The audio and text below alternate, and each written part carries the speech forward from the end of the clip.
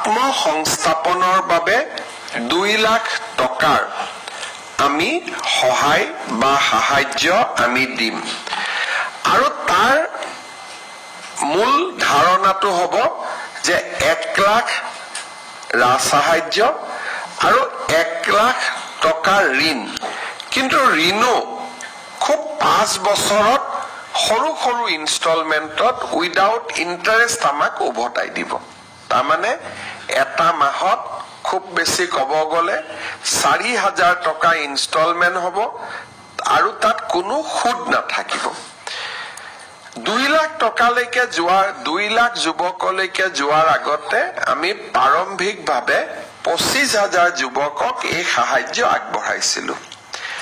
তেওঁলোকক প্ৰথমতে আমি যোৱা বছৰ 1 লাখ টকা আগবঢ়াইছিলো আৰু এই বছৰ আমি তেওঁলোকক 1 লাখ টকাৰ দ্বিতীয় কিস্তি প্ৰদান কৰিম সেপ্টেম্বৰ অক্টোবৰ মাহত কিন্তু তাৰ আগতে এই গোটেই ব্যৱস্থাটো যাতে যুৱক যুৱতী সকলে বিশেষকৈ একাংশ যুৱক যুৱতীয়ে যাতে মোবাইল আদি কিনাত খৰচ নকৰে আৰু তেওঁলোকক যাতে আমি সঁচাকৈ মেন্টৰিং কৰিব পাৰো ভাল কাম কৰাৰ কাৰণে সেই কাৰণে আমি গোটেই ৰাজ্যতে সিএম ফেলো আমি নিযুক্তি কৰিছিলো আৰু সিএম ফেলো সকলে এই সাহায্য পোৱা বা আত্মনিৰ্ভৰ অসমত লোন আৰু সাহায্য পোৱা যুৱকসকলৰ লগত কথা বতৰা পাতি থাকে ফলো আপ কৰে এই ব্যৱস্থাৰ কাৰণে এইবাৰ আমি ৰাজ্যখনত বহুতো সিএম ট্ৰিপল এ পোৱা যুৱক যুৱতীয়ে সিৰিয়াসলি কাম কাজ কৰা দেখা পাইছো ইনফেক্ট মই আজিও এখন সভাত এজন যুৱকক লগ পাই আহিছিলো তেওঁ মোক কৈছিলে যে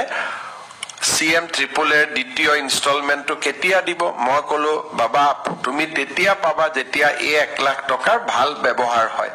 বোলে মোক তেওঁ কলে যে দাদা 1 লাখ টকা মই নিজৰ পৰা আৰু আপোনাৰ পৰা পোৱা 1 লাখ 2 লাখ টকা মই ইতিমধ্যে লগাই কাম আৰম্ভ কৰিছো আৰু মোৰ ব্যৱসায় ভালো হৈছে গতিকে ই এটা খুব ভাল এখন আঁচনিত পৰিণত হৈছে আৰু এতিয়া আমি বেংক সমূহৰ লগতো কথা পাতিছো যে এই 2 লাখ টকা সিট ক্যাপিটেল পোৱা যুৱক যুৱতী সকলক আমি কেনেকৈ তেওঁলোকক আগুৱাই লৈ গৈ প্ৰধানমন্ত্ৰী মুদ্ৰা আঁচনিৰ সৈতে জড়িত কৰিব পাৰো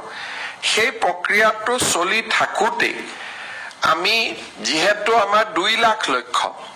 25000ক আমি দিলো আমি আৰু 75000 যুৱক যুৱতীক ঋণ দিয়াৰ বাবে সাহায্য দিবৰ বাবে আমি নতুন পঞ্জীয়ন আমি মুকলি কৰি দিছিলো ইয়াৰ নিয়মটো হল যে প্ৰথমে তেওঁলোকে পঞ্জীয়ন কৰে ৰেজিষ্ট্ৰেচন কৰে 75000 ঋণৰ বা লোনৰ বা সাহায্যৰ বিপৰীতে প্ৰায় 1.5 লাখ যুৱক যুৱতীয়ে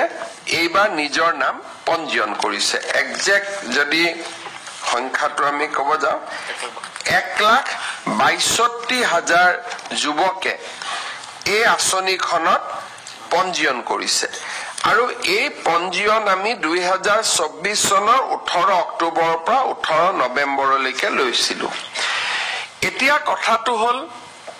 যে এই 1,62,000 আবেদনকাৰীয়ে প্ৰথম পঞ্জীয়ন কৰিলে পঞ্জীয়নৰ পিছত কি কাম কৰিব তেওঁলোকৰ প্ৰজেক্ট কি এই গোটেই কথা জনাই তেওঁলোকে ৰেজিষ্ট্ৰেচন কৰিব লাগে আজি আমি এই ৰেজিষ্ট্ৰেচন পৰ্টেলটো মুকলি কৰি দিছো আৰু ই এমাহৰ বাবে খোলা থাকিব এই এমাহৰ ভিতৰত 1,62,000 যুৱক যুৱতী যোনে পঞ্জীয়ন কৰিছিল তেওঁলোকে আবেদন কৰিব লাগিব আবেদনত অলপ ডিটেইলছ লাগিব আৰু আবেদন কৰাৰ পিছতে আমি তেওঁলোকৰ ইন্টাৰভিউ আৰম্ভ কৰিব পাৰিম 1,62,000ৰ ভিতৰত 75000 যুৱক যুৱতীক আমি নিৰ্বাচিত কৰিম তাৰ মানে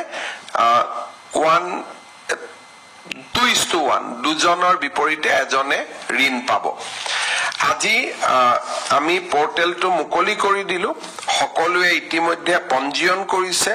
তেওঁলোকলৈকে আজি আমাৰ ইলেক্ট্ৰনিক্যালি মেছেজো আমি তেওঁলোকক পঠাই দিম গোটে 1,62,000 জনক যে পঞ্জীয়নৰ পোৰ্টেল মুকলি কৰা হল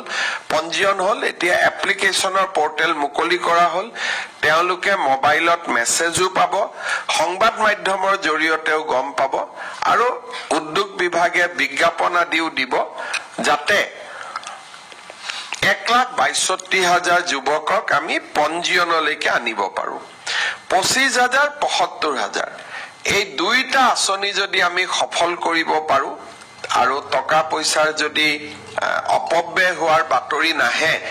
তেতিয়ালে ভৱিষ্যতে